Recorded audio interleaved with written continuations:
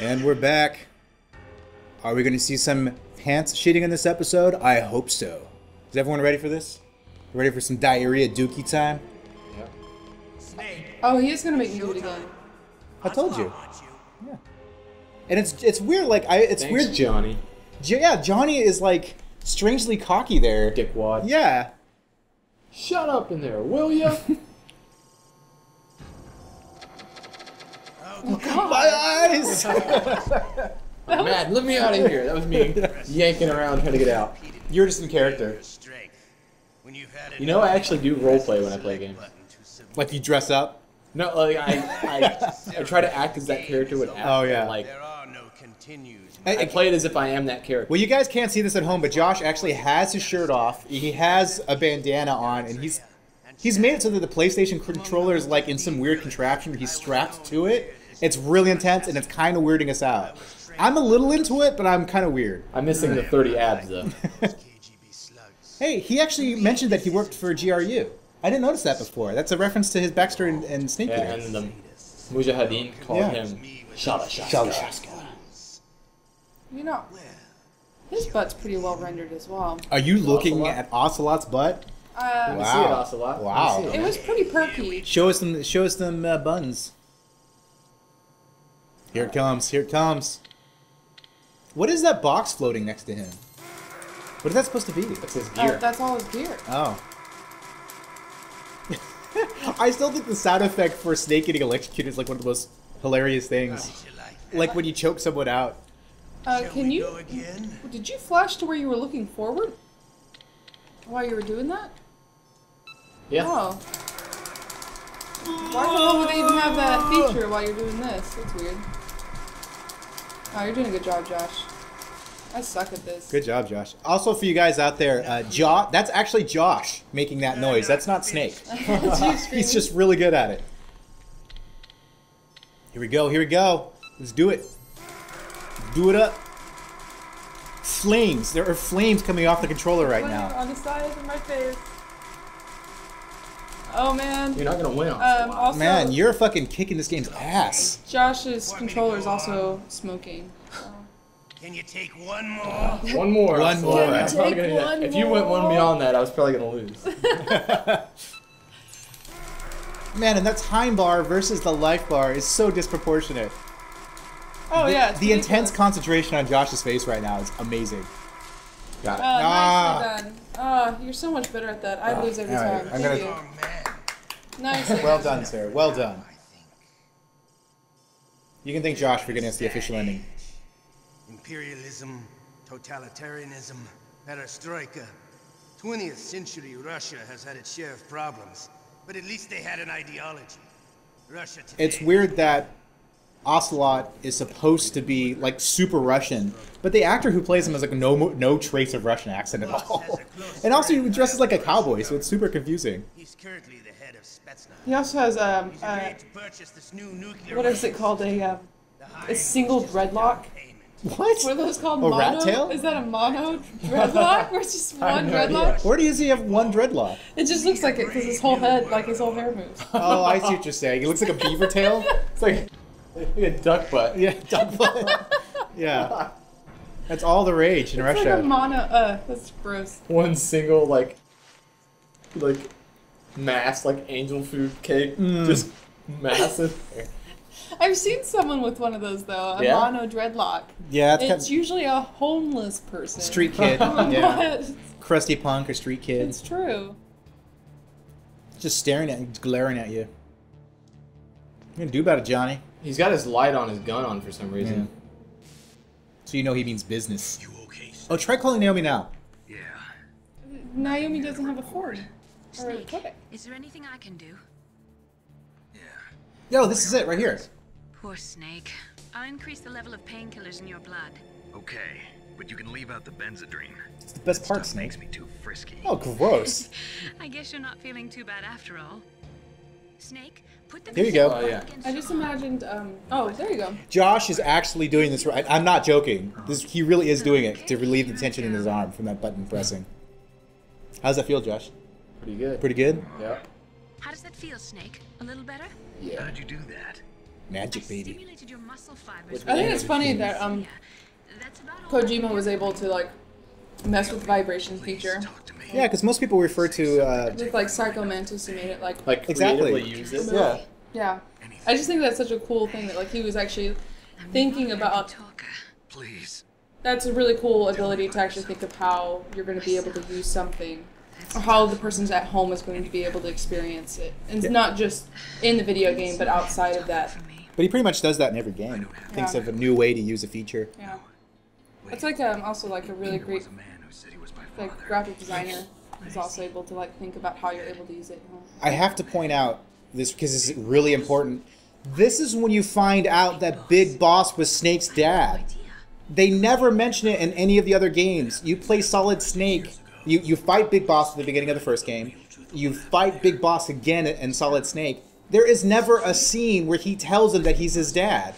And this is like completely pulled out of Kojima's ass. And it's like the single biggest plot element in the entire series. And Snake just pulls out of his ass like matter-of-factly. Oh, by the way, I'm Big Boss's son. Which completely changes the dynamic of everything that we've seen before.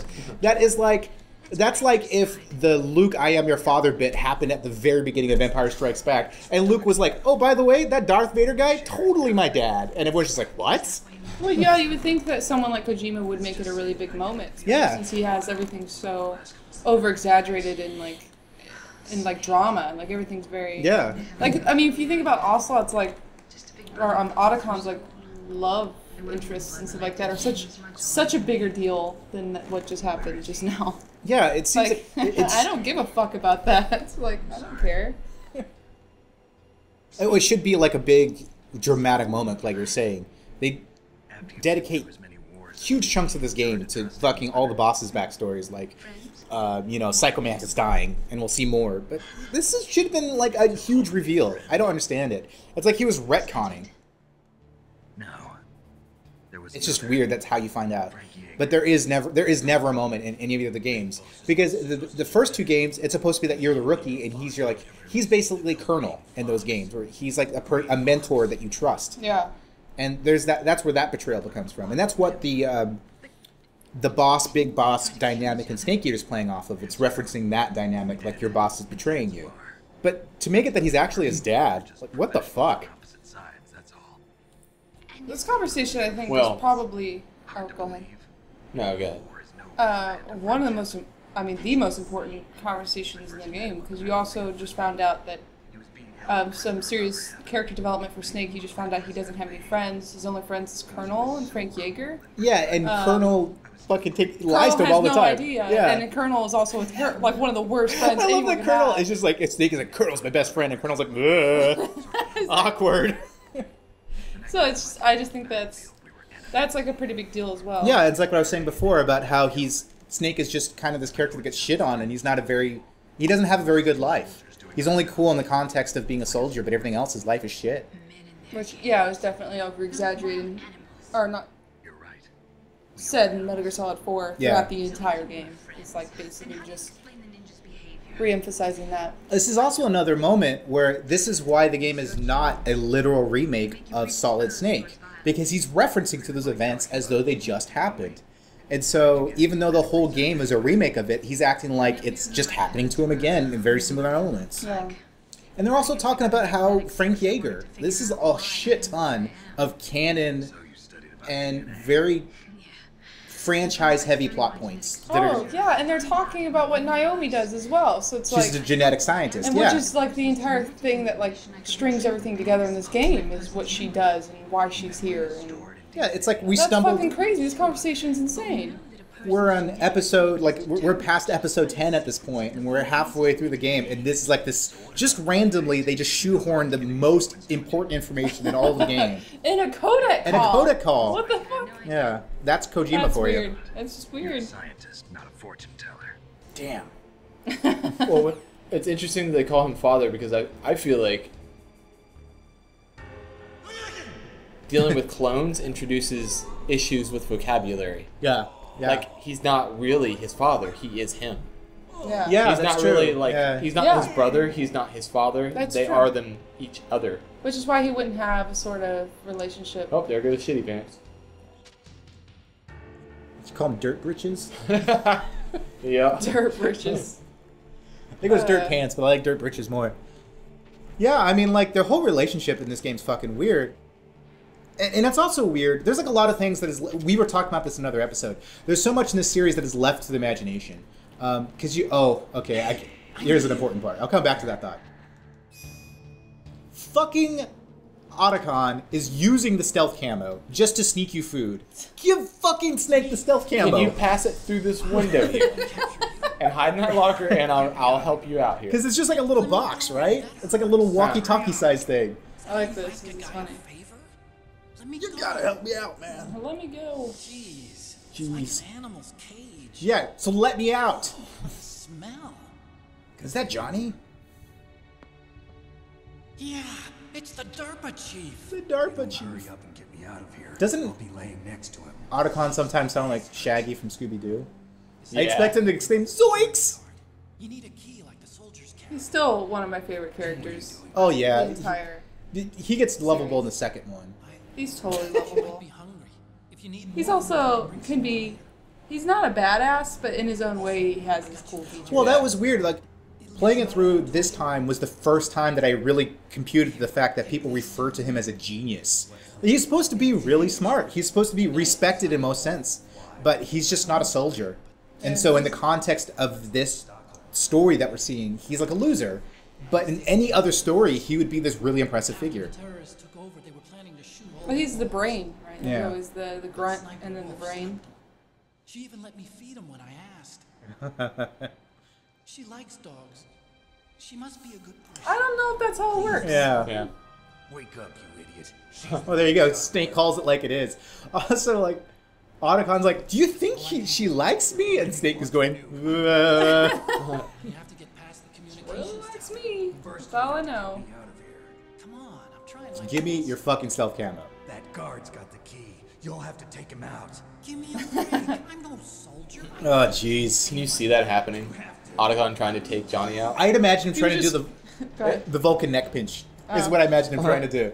I just mentioned It's like two trying of to the talk about worst it. characters trying to fight each other. Yeah. Johnny versus... Oh, man, I feel like we're getting cheated out of something by not seeing that.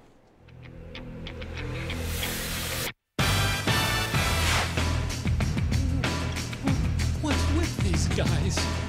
It's like one of my Japanese animes. Otacon would cry and Johnny would shit his pants. That's the fight. Yeah, yeah. No, Johnny would shit his pants and Otacon would cry about it. But what I was saying earlier is that there's so much that we don't know in the franchise that's left to question. And it might be answered by the Fan of Pain, might not be. Because of the idea of... He's gone! Oh. Oh, so you're not going for the Johnny shitting his pants version? He did go shit his Yeah. pants. Oh, I must have missed it. I was talking through it, like I tend to do. Johnny's gonna get his. Ooh! Johnny popped some caps in you. How does that make you feel? God damn it, you piece of shit. Go down, Johnny. But the idea of, like, what is Liquid's relationship to Boss? Did Boss raise him like a son, even though he is a clone? In the other games, you really get the impression that Boss really wants nothing to do with Liquid or Snake, because in Peace Walker, there's actually a codec call with Master Miller where he talks about the project where they get cloned. And he actually says something along the lines of, like, I want nothing to do with that. And it's hinted that's where Zero, and this is way down the line, so it's not even considered spoilers, Zero and Big Boss, that's where the relationship ended, because Zero was part of that project to clone him. But Liquid really does act as though Boss is a big significant part of his life. And that's something that's all left to speculation. And I think that's really one of the cool things about this game is that you really you're left to wonder about certain things. Oh, I know what to do. And one of the things I've always wondered about is that Snake, he is like the lead operative in Foxhound, because that's something they established later in the series, is that the main operative of Foxhound gets the codename Snake. That's why he's Solid Snake. And that's why later on Big Boss is Naked Snake, because they're the lead operative on the mission for Foxhound. So the idea that Liquid's name is Liquid Snake means that at some point he was the lead operative for Foxhound. And Snake has been retired for 7 years, and that's what you're doing at Shadow Moses is that Foxhound has gone AWOL and Liquid is leader, which means that up until now, Liquid has been the main operative in Foxhound. And that's like so much backstory that you really have to wonder about, because up until like just playing the game for the first time, Liquid's just some dude with a mullet, a frosted mullet and a trench coat. You don't realize, like, you don't think of him as being this guy with a stealth suit sneaking into bases and doing badass shit like Snake. And that really does add to his character, even though they don't talk about it. Why Liquid hates Snake so much, because Liquid is just as cool as he is. He does all the same things, but he's kind of got like the Luigi complex. Everyone talks about how cool Snake is. You know what? Luigi's fucking awesome. Yeah, I love you. Luigi. Yeah, no, I said he has the complex. I like Luigi. I like Luigi more than Mario. Awesome. That's another conversation. I always wanted to be Luigi. Luigi is better than Mario. But yeah, and also, so Liquid actually does revere Big Boss, and that's another plot thread that's going to come up through all the games. He actually idolizes Big Boss, even though he talks shit about him. But Solid Snake is famous for being the guy who fucking killed Big Boss. He killed him twice. So there's a lot of backstory here that is just left to our imagination. So like the dynamic between Liquid and Snake in this game is way more than what Kojima has laid on the table so far for us to see in this game. Which is kind of like suddenly mentioning that Big Boss is Solid Snake and Liquid's dad. That is something that's put on there matter-of-factly, and it changes their whole dynamic. And it changes how you play Metal Gear 1 and 2.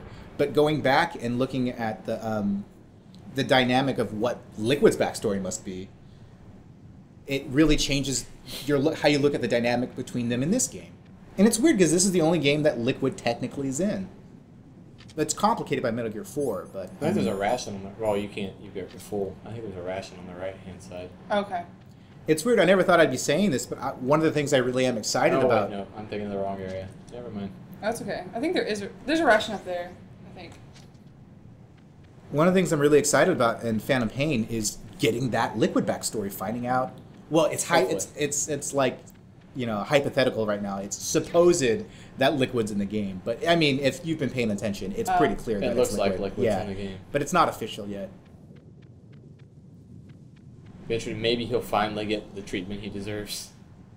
Well, because if that is Liquid in the game, that would... Like, it's the idea of maybe Big Boss did raise him. Mm-hmm. You know, or had something to do with his childhood. Which means that the beginning of Even though he's the failure? Well, that's like, you know... Yeah. That's complicated, too. Yeah, I mean, if that is indeed Liquid in the trailer, then yeah, maybe we'll get a little bit more about like him as a character and less like instead of just having him. Snake, there's a bomb planted in your items. Bomb planted in your items. Oh shit! Thanks. Who are you? One of them? You'll find out soon enough. Gray Fox has such a weird voice. This is also funny because this happens in Solid Snake, where a bomb is put in your items and you have to get rid of them all. But the funny thing is, the person that puts the bomb in there is Frank Yeager, is Gray Fox. So, that is weird. Yeah, there's a lot of things that happen in this game that are the exact same thing that happened in Solid Snake. And it's even the same characters. It looks like a cracker. I think it's funny, it's just the item that says, no, I don't know what this is. Oh! Well, I'm in an area. Yeah. That was a close one, Snake. Ocelot. You'll pay for that. That Deep Throat's a real enigma. It's just gross that he named him Deep Throat. His name is also Deep Throat in Solid Snake. Because even though he's the bad guy, he also calls Snake throughout the game, just like Gray Fox calls him in Deep Throat, and he uses the same alias. It's really weird. Yeah. But I think we'll wrap it up here, and then we'll save more Deep Throat action. Don't say that. They're going to have the wrong expectations for the next episode. I want them to have those expectations. Oh, gross. Almost every expectations I've set in the previous episode has been demolished as soon as we start the next one. So let's keep that trend going. Check in next time for more Deep Throat action in our Metal Gear year.